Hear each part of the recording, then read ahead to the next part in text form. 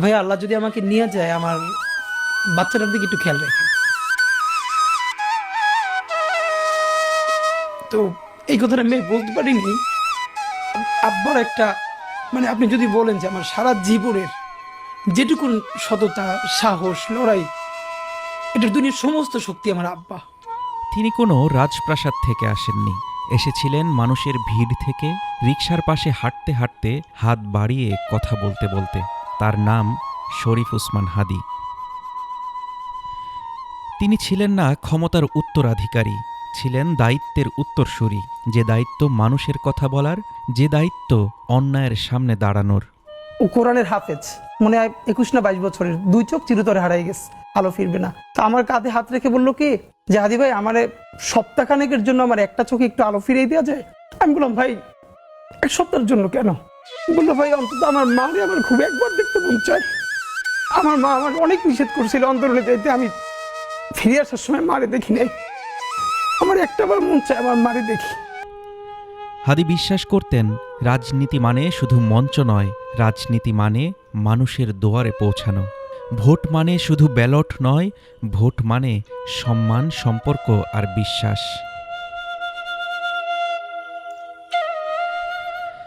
তিনি শিখিয়েছিলেন কিভাবে মানুষের চোখে চোখ রেখে কথা বলতে হয়, কিভাবে রাজনীতি করতে হয় বিনয় নিয়ে, আর কিভাবে আদর্শ আঁকড়ে ধরে ভিড়ের মধ্যেও একা দাঁড়িয়ে থাকতে হয়।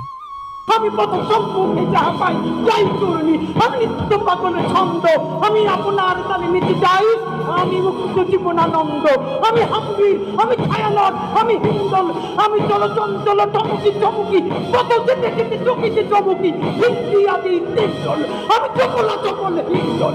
আমি তাই করি ভাই, যখন চাহে মন যায় ওই শত্রুর সাথে গলাগলি, মৃত্যুর সাথে পাঞ্জা, আমি উন্মাদ, আমি ঝঞ্ঝা, আমি ভিটিয়ে ধরিত্রীর পরবীর, আমি চির উন্নতশীল। 12 ডিসেম্বর দুপুরবেলা চলন্ত রিকশায় বসে থাকা ওসমান হাদীর মাথা এফোর ওফোর করে গিয়েছিল সন্ত্রাসীদের বুলেট। কিন্তু সেদিনই থেমে যায়নি তার স্বপ্ন। রক্তে ভেজা সেই রাজপথে তিনি লিখে গেলেন আরেকটি বার্তা: আদর্শকে গুলি করা যায়, কিন্তু হত্যা করা যায় না।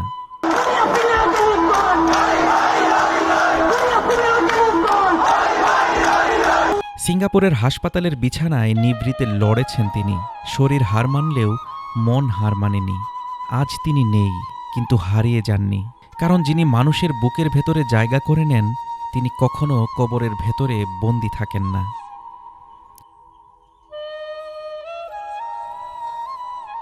আজ লাখো মানুষ দাঁড়িয়ে আছে, চোখে জল, বুকে শপথ, কারণ তারা বুঝেছে হাদী ছিলেন একজন ব্যক্তি নন, তিনি ছিলেন একটি দর্শন।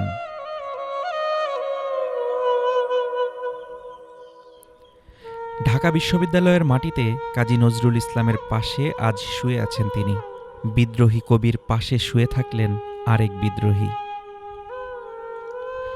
শরীফ উসমান হাদী একজন তরুণ নেতা, যিনি শিখিয়ে গেছেন কিভাবে বেঁচে থাকতে হয় মানুষের জন্য, আর প্রয়োজনে কিভাবে মৃত্যুকেও একটি আন্দোলনে রূপ দিতে হয়।